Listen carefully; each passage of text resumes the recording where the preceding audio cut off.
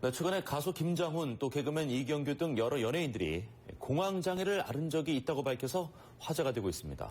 한방에서는 이런 공황장애를 심장의 기운이 강해서 생기는 것으로 보고 치료를 한다고 하는데요.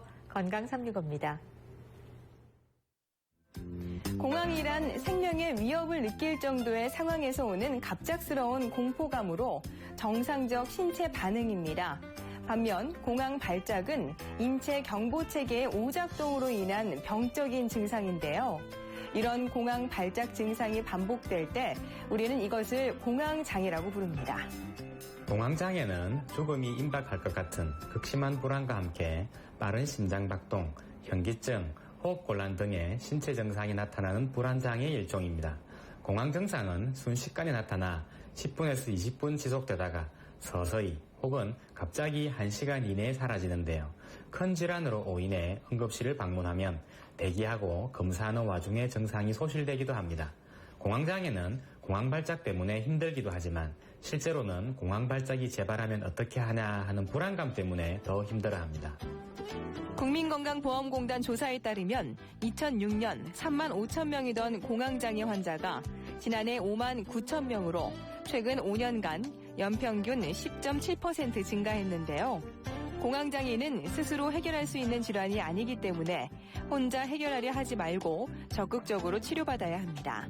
공황장애는 인구 100명 중 3명에서 5명에서 발생하는 질환으로 여자가 남자보다 2배에서 3배 더 많습니다.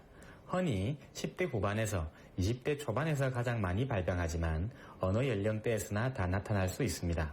공황장애는 만성적인 경과를 밟으며 당뇨, 심장병 같은 성인병 환자들보다 더 심한 신체적, 심리적인 장애를 보여 삶의 질을 저하시킵니다. 일반적으로 환자들은 적절치 않은 자가치료법으로 공황장애에 대처합니다.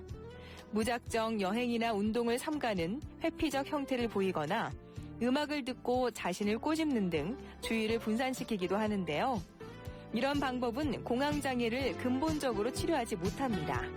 한방에서는 공황장애를 심장의 기운이 지나치게 강해 생기는 것으로 보고 이를 다스리기 위해 심장의 기운을 안정시키는 약물을 투약합니다.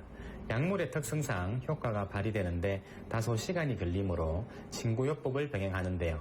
이 밖에 발작적으로 빨리 뛰게 되는 심장박동을 안정시키기 위해 바이오 피드백을 이용하기도 합니다. 기존의 정신과 약물을 복용하고 있다면 갑자기 약물을 끊으면 반동 현상이 생겨 증상이 돌연 악화될 수 있으므로 한방 치료 시에는 병행 투약을 하다가 점차 줄여나가야 합니다. 공황장애는 환자 본인이 공황장애를 분명히 인지하고 나을 수 있다고 확신하는 것이 중요합니다. 또 극심한 스트레스 상황에서 자주 발병하는 만큼 평소 명상과 호흡 조절을 생활화하고 술, 담배, 카페인 음료를 멀리해야 합니다. 건강 365였습니다.